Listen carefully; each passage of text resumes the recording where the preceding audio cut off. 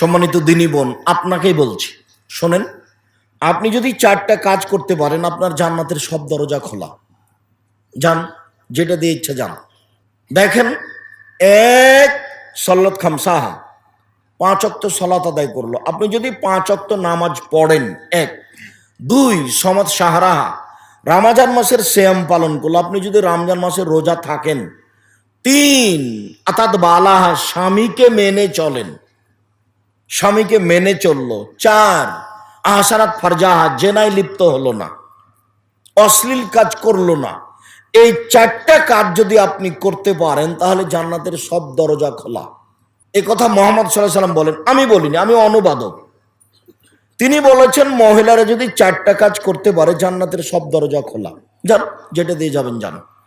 এত বড় সুযোগ আল্লাহর নবী কোনো পুরুষকে দেননি।